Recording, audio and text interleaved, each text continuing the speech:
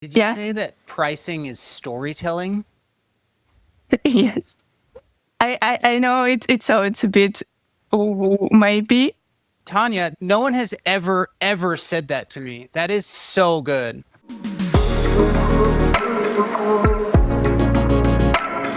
Welcome to Go-to-Market Playmakers, where we bring you winning go-to-market strategies from the industry's best. Each episode, we sit down with B2B tech and SaaS founders, executives, and industry playmakers who've mastered the art of taking products and services to market. Whether you're scaling a startup, refining your go-to-market motion, or driving revenue growth through a channel program or partner ecosystem, this is where you'll learn the plays that work. I'm your host, Jeremy Bayless. Today's theme is tech pricing and monetization, how to build pricing into your go-to-market strategy. I'm joined by Tania Kalambet, a monetization and commercial management specialist currently at one of the big four firms. Tania's background is in pricing and business analytics for EY, Google Cloud, ImmoScout24, which is Germany's largest leading online platforms for real estate.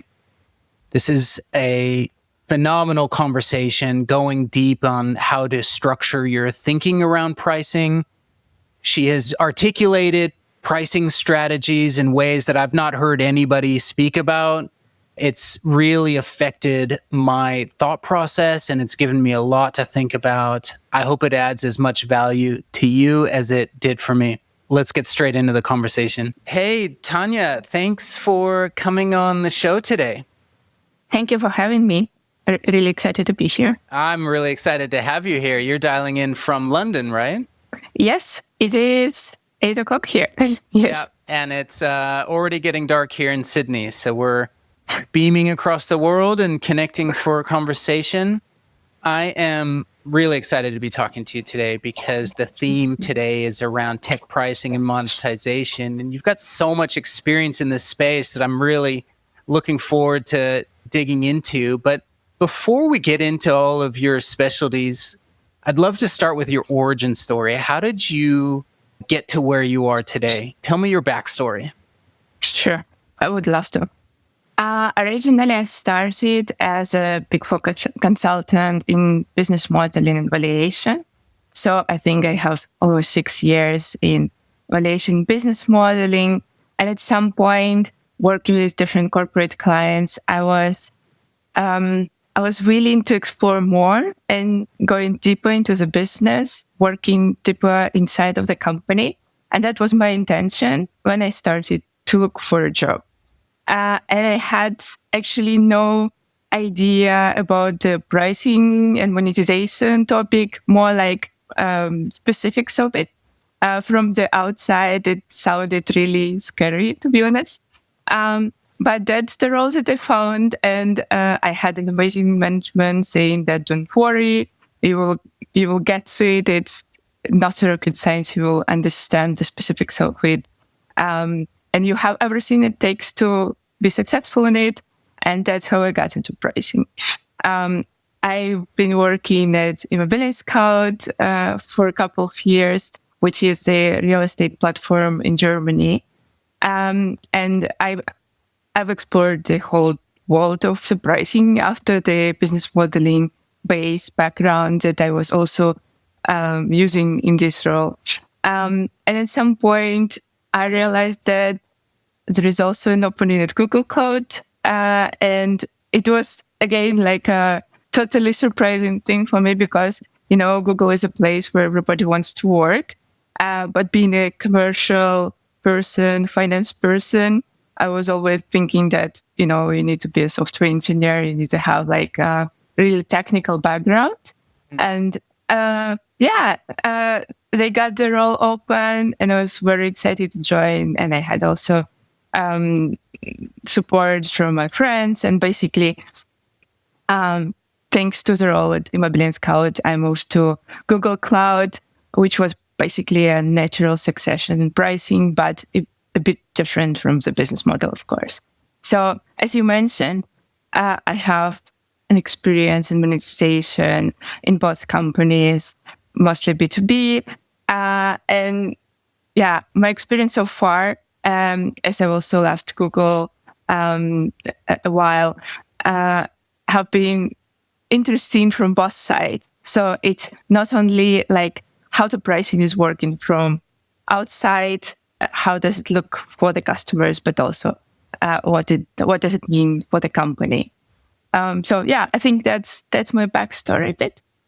Yeah, that's amazing. So you almost fall into pricing as a result of other people saying that this is a skill set that you have, and you join Germany's largest real estate platform.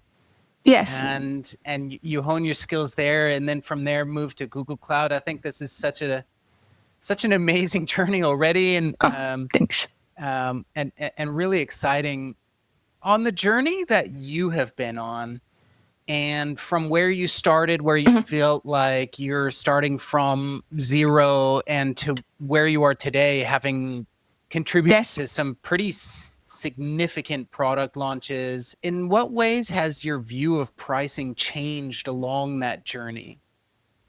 Thanks for the question. I think it changed completely. Moreover, it changed a couple of times, I'd say. So as I mentioned, when I just joined the company, Immobilien Scout in Germany, I felt that pricing is like a technical expertise kind of area where you need to understand like a lot of complex structures of supply and demand, a lot of maybe data work, anything like really technical behind. Because pricing does sound a bit technical, as in there is some kind of science, and what you see is just a price, and there is like a whole world underneath.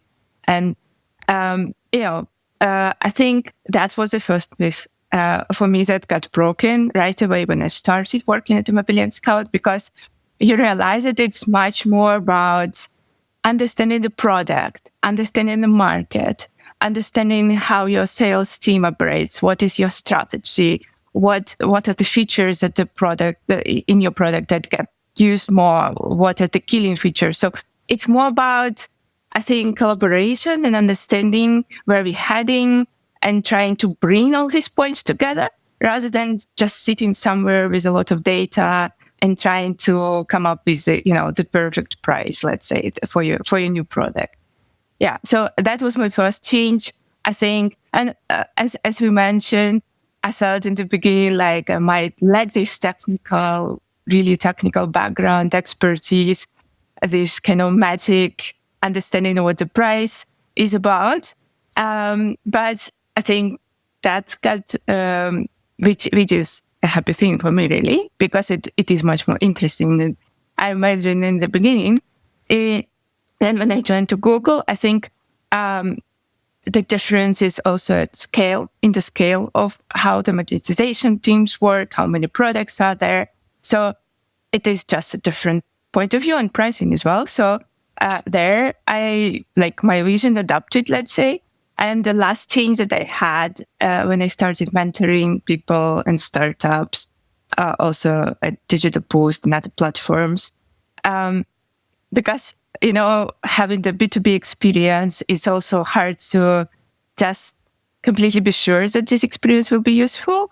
But now, like a lot of people have the same questions, and a lot of experience from the cross industries can be used in completely different industries and for completely different products. So I think that's kind of how my understanding of pricing evolved, from really technical expertise to more something collaborative and having a customer at center of it, I try to say.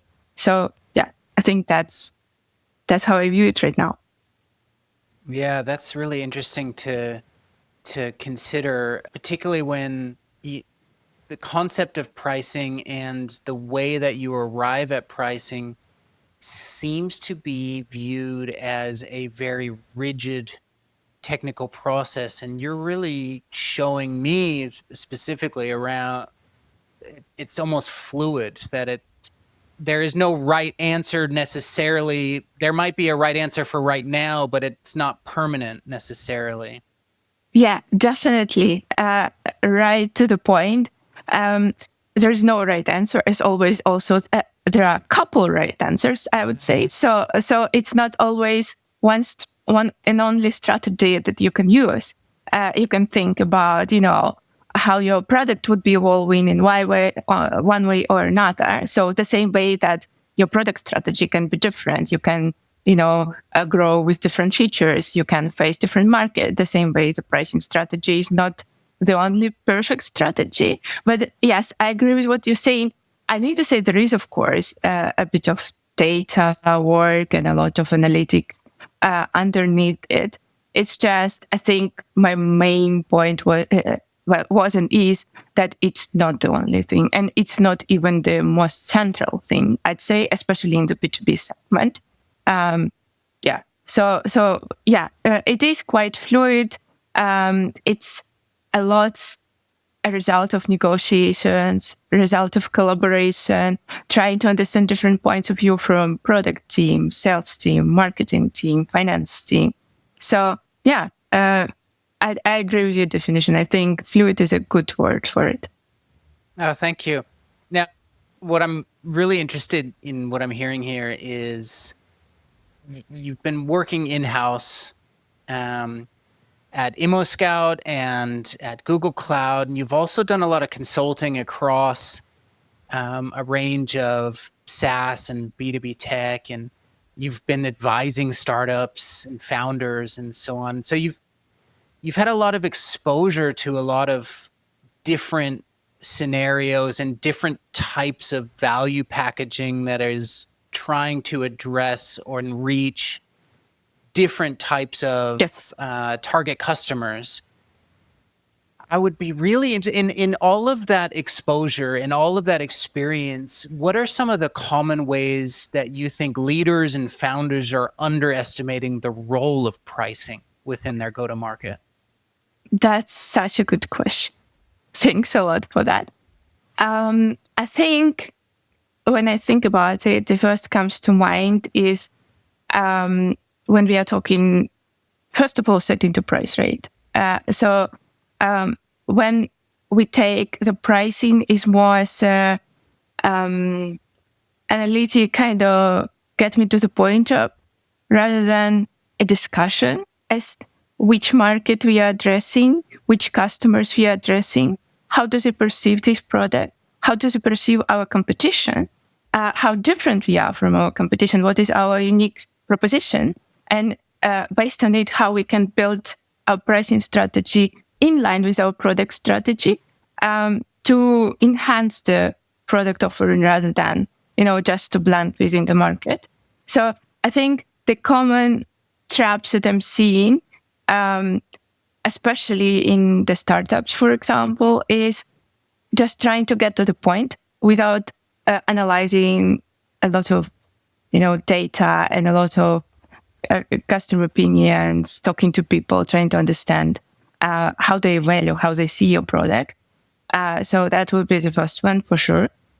Because it's not about, coming and saying it should cost 100 or it should cost 550. And this is how the pricing function is normally perceived, that you would come and tell how much should it cost. It should also be a story, why does it cost that much? So the most effective pricing function inside of the organization would be able to help you build this bridge with your customer where they understand how much they're paying and for what they're paying. And this is very important because it kind of enhances the trust also in your operations, in your pricing strategy, in your prices, and ongoing, especially in B2B sector, it's important that they trust you, that you won't just, increase the prices completely tomorrow. So that's, I think, something that is getting overlooked because the function is seen rather technical and more like, give me the number, as opposed to the strategic one. I think what I'm trying to say is that it should be much more strategic and it should go along together with the product much more closely than just a marketing sales function. Did I hear you right? Did you say pricing should be seen as a discussion? Definitely. And did you say that pricing is storytelling? Yes. I know it's a bit maybe, but This I think so good, Tania. No one has ever said that to me. That is so good. I'm just processing that because the concept of pricing being an active conversation is really illuminating on its role, that it is a fundamental engagement rather than a transaction. Yeah, but let's look, for example, at Netflix. I don't know. I just to so that good, point. Tania. This is so. I'm so excited right now. This is so good. Thanks. But that, for me, it is probably like what it also, that is what makes this role so interesting for me. That it's basically, there is no one perfect thing. You need to get to it and understand and talk to the people. And basically, from how it's, you can say, as we just mentioned, you can have the same price rate. You can have the same $100. At the end, your customer pays the same. But what they feel about what they're paying is completely different. And that affects your relationship with your customer, and that affects your potentially future commercial success as well. Success of any strategies you will be pursuing further, any product strategies, marketing strategies. So yes, I think this is important, both for startups and for mature companies.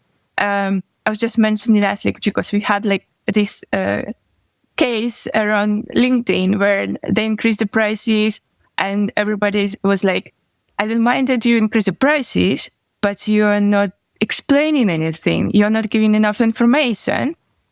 You're not justifying anything. And that's what I mean. You need to be able to get into the dialogue with your customer, and to the level of understanding where we are, operating under the same kind of trust and transparency issues. And that helps. It's not only about being customer-centered, but it's also helping you pursue your commercial strategy. If that makes sense. It makes absolute sense. It makes so much awesome sense. This is really, really Thanks. good. Really eye-opening. Speaking of Netflix and speaking of tech in general, in what ways does pricing sit within product market fit? And how does that become a self-fulfilling flywheel as you're listening to the market and you're adjusting and analyzing the data that's coming back? Yeah. What does that look like in practice? Can you describe that for me? Sure. And from the go on, I will say that in different organizations, the pricing function, monetization function can sit differently. It can be also, even there quite often there is not a separate function. It can be part of finance. It can be part of sales org.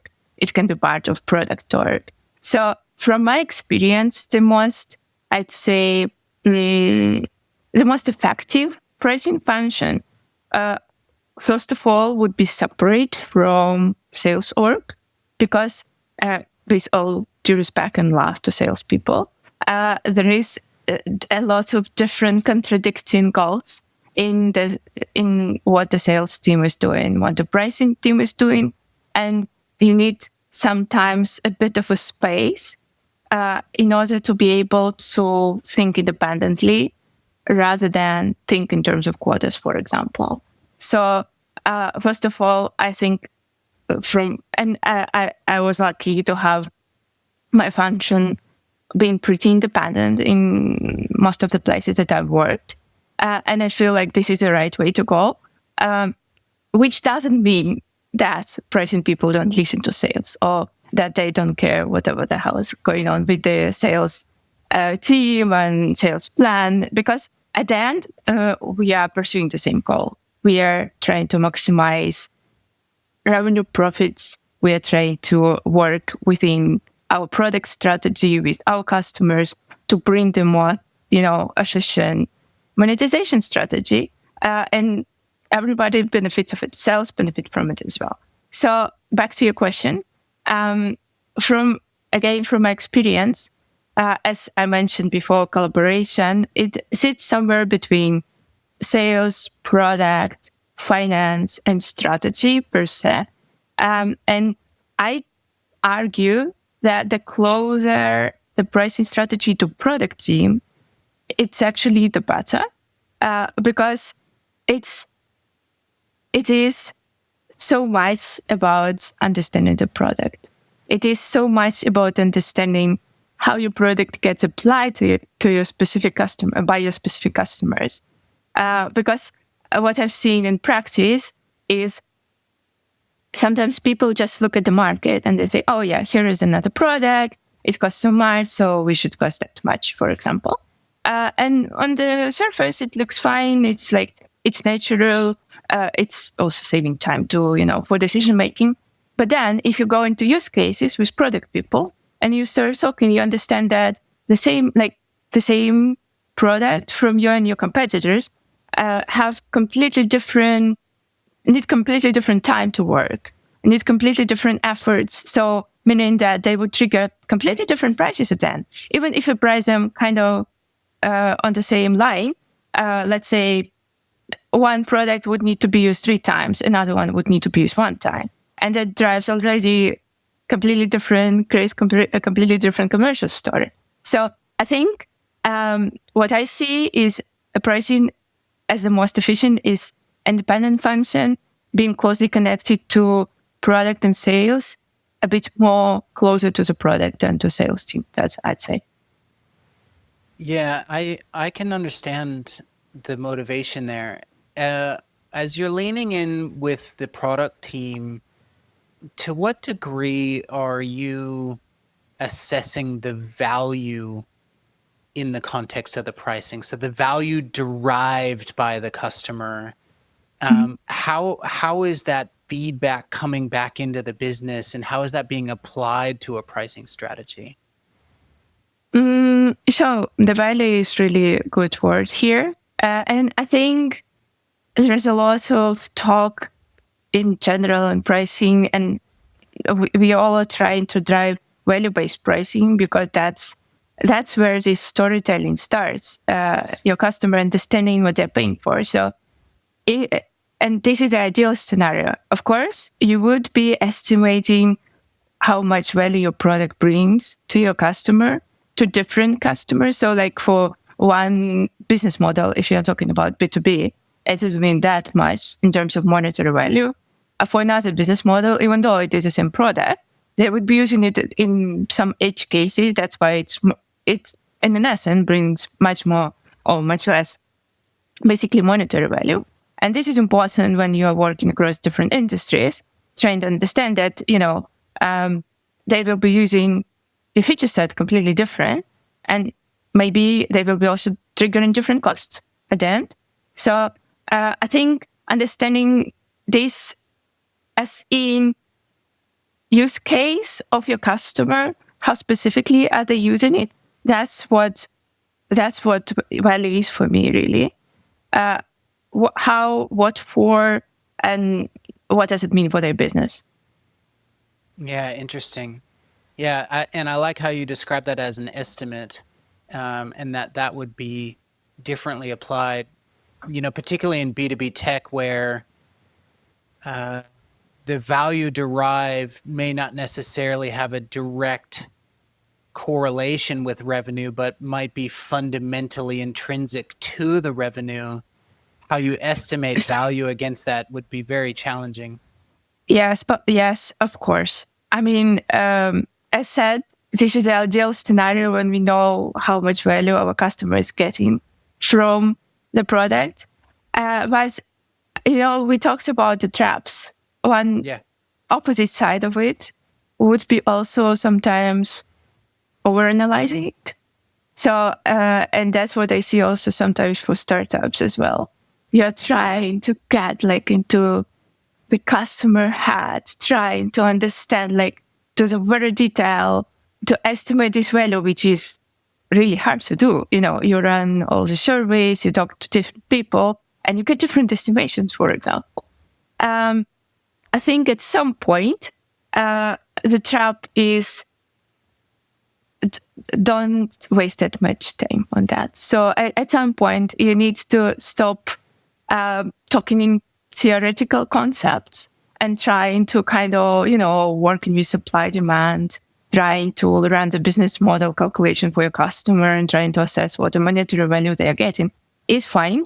But as you just mentioned, it's not ideal, it's estimation.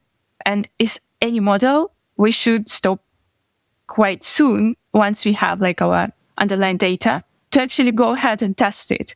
So so that we don't, spend so much time on something that can be adjusted later on.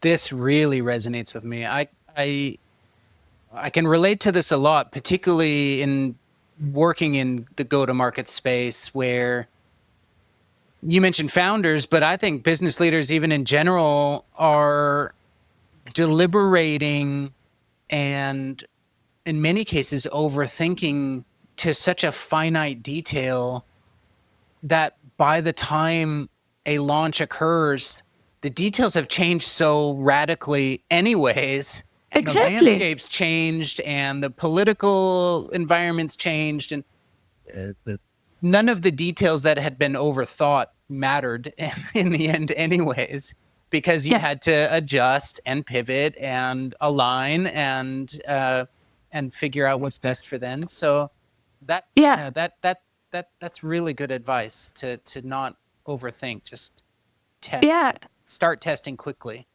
But specifically in this place where we are trying to get to the value, because as you mentioned, it is really hard to get this perfect estimation. And with the changes in market, my point is also that value is a dialogue. So you can start selling your product. You can start offering your service and see what your customers say about it. Sometimes you will be surprised. You have been thinking that it's like such a small feature that, doesn't change much, but that's actually what drives, now traffic to your product. So that's what I mean also by that go ahead and go to market, like literally, and see what the market has to say about the value that you're assessing. Yeah. And it's interesting the way you mentioned that that's a roadblock for founders or early stage leaders in do you think maybe there's a sense of fear of not hitting the mark perfectly? Definitely. Launch, and maybe reticence that a pivot or a price adjustment would reflect badly on them, perhaps? Definitely. I had masterclass recently, I think a couple of months ago. And that's because I was talking predominantly to founders there.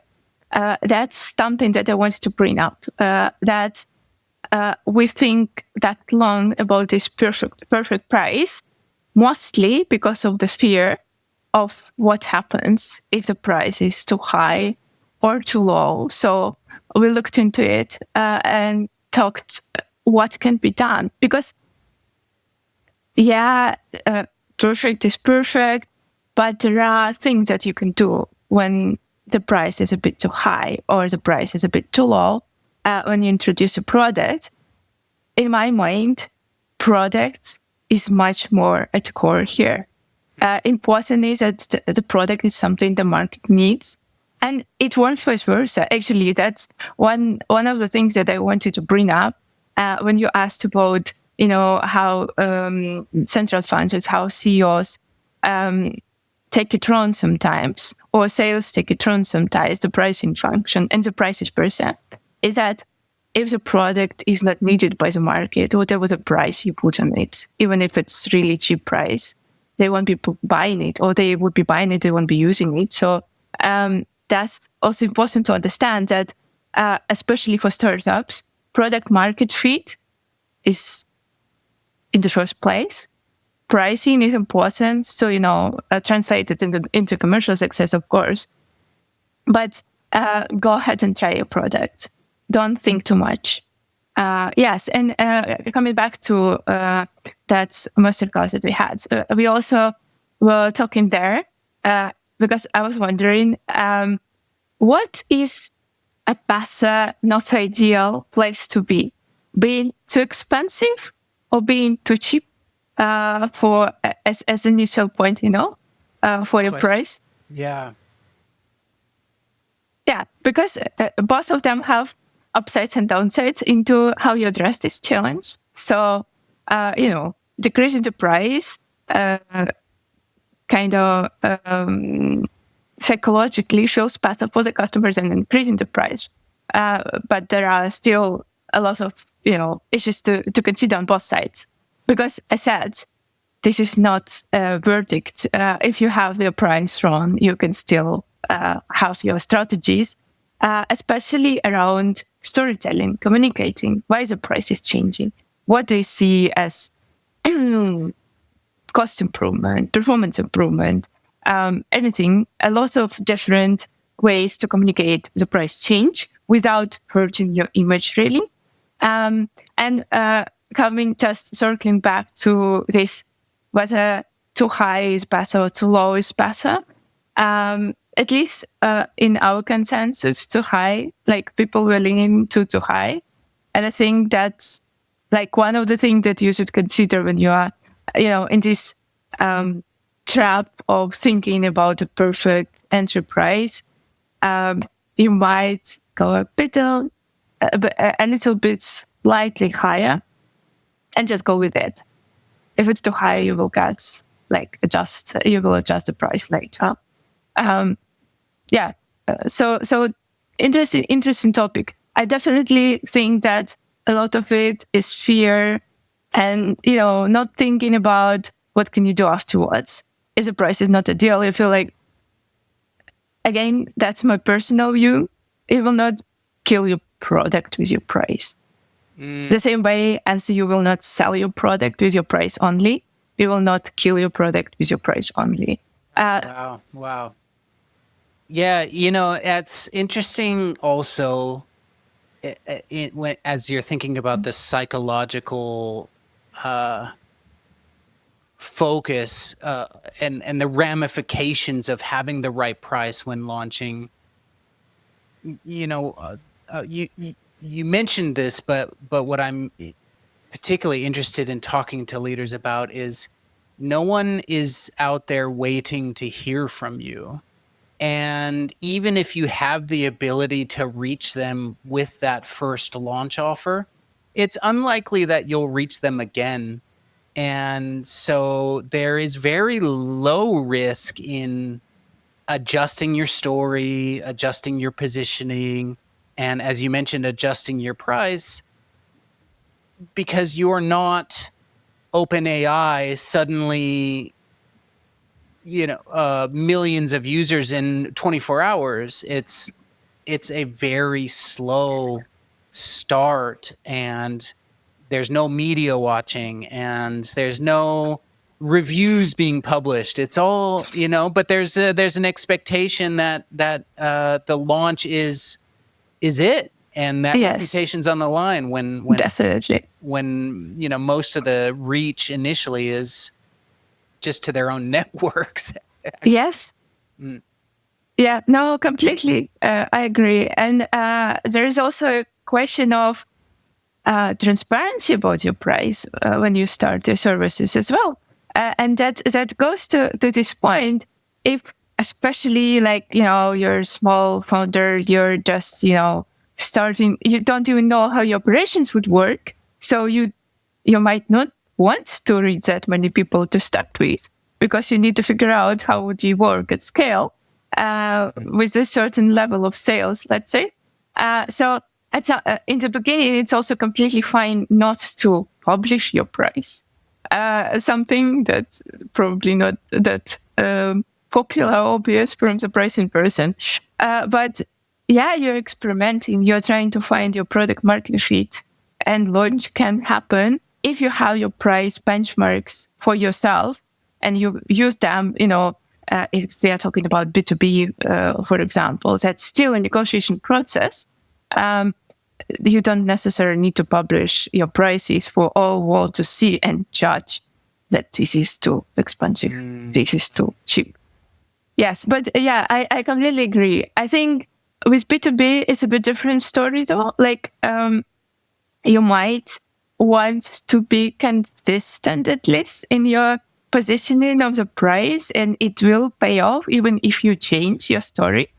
But when you start up, when you're just, as you said, reaching your network, there is, we think that people think much more about us than they actually do. Mm. So that's probably getting into too psychological point of it. But with an application on commercial strategy, surprisingly. Absolutely. Well, while we're in Founderland and talking about startups, I'm really interested to hear from you. Let's say you're starting from scratch. Yes. You're tasked with a pricing strategy development. Where do you start? What's step number one for you? Okay, so I have a product, right? And that's like, now I have a checklist of the questions that I'm asking the founder when I talk to them. I have a product. First question is, has anybody seen my product? Have they tried my product? Do they understand my product? If there are people who have already tried, I might want to talk to them, trying to understand what the level of price or some monetary values I would attribute to this product. I might want to look at whether those people actually are my target audience. And, among those who have tried it even for free, I would be talking to somebody who I perceive as my key market. So coming back to pragmatic steps, launch, trial period, however you call it, trying to understand and work with your customers on the value of your price. That's definitely like one of the key steps that I would be doing. Of course, there is quite a lot of research.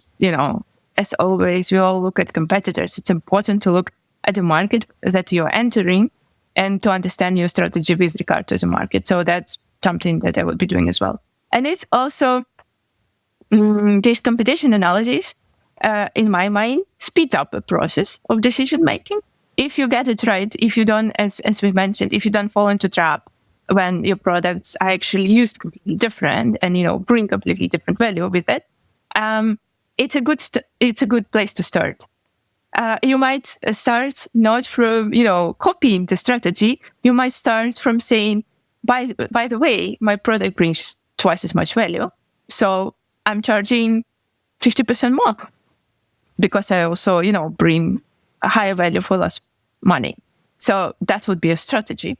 And you still start much higher. But once you talk to your customers, you feel like this is actually still a very, very good proposition as compared to what market offers. Yeah. So that probably would be like, again, as I mentioned at the beginning, nothing extraordinary, I think people are afraid sometimes thinking about money, talking about money, understanding maybe they are sometimes afraid of realizing that their product doesn't bring that much value to the customers. That's why they kind of take a step back from just engaging with potential customers. But that will, you will figure it out the hard way then. So I think that is the key, trying to understand the value from the people themselves. Yeah, interesting. Okay, so that's early stage. Yes. Let's say they start achieving revenue, they grow beyond that. maybe a couple of rounds of investment, the product starts maturing. How does the pricing strategy mature alongside the product? Mm-hmm. That's a good question. And, that's one of the differences that they're also seeing, as I mentioned, between the Immobilians Cloud and Google Cloud because of different product sets and different, basically story of the product. And you have a completely different market in terms of maturity as well. So first of all, you have much more data.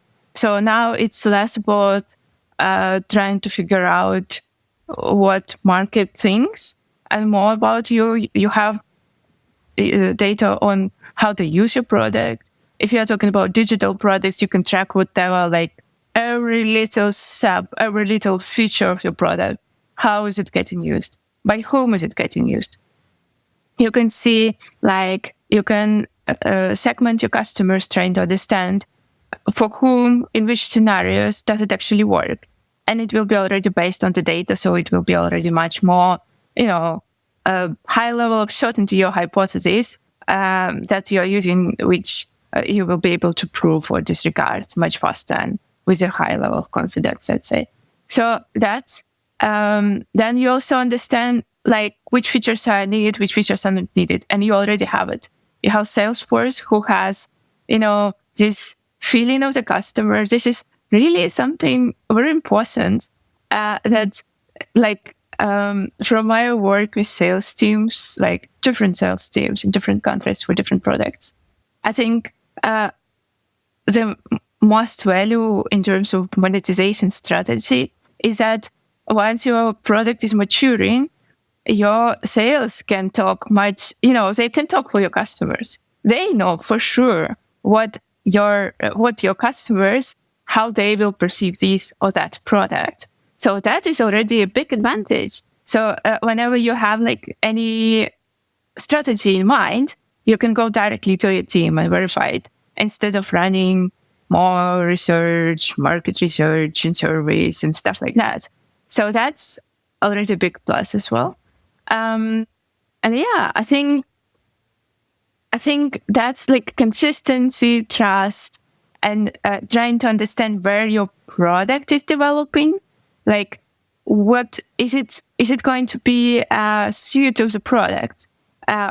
Which goals they are accomplishing for a customer? Do you want to be an integrated, vertical integrated? Do you want to, I don't know, you suddenly realize that your customers who are using one product might benefit from this completely unrelated feature, and you go ahead and create it because it's easy and fast. And that way you also complement your product. So that's, I think maturing is more about using the data you have at hand to understand how you address the needs of the customers better.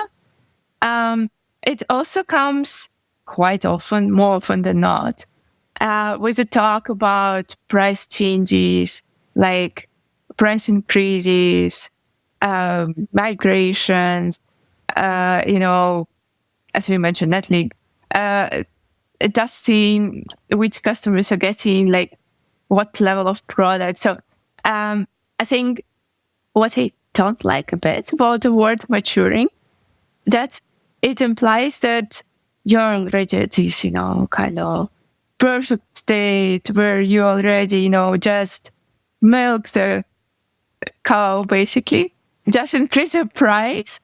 That's not it. No, be aware you have competition. You cannot just increase the price without understanding where is the value increase that encompasses it. How do you communicate it to the customer? Everything that we talked about. So yeah, I think that's why it's a bit negative connotation for me as to maturing, because also quite frankly, it's just getting much more boring. If you are working with this tottled kind of product that doesn't do anything and just want to make the most of money out of it, which is fine. We are in the commercial world. We are living in the, capitalism era. And my job is here for that purpose precisely. But I think what maturing companies also need to remember is that you still need to be in touch with your customer. You work on your products first, and you complement your pricing strategy with it, rather than you increase your price and then you go and like, oh, well, what do I add now in order to, kind of explain this price increase? Yeah, I think that's my specifics of it. Amazing.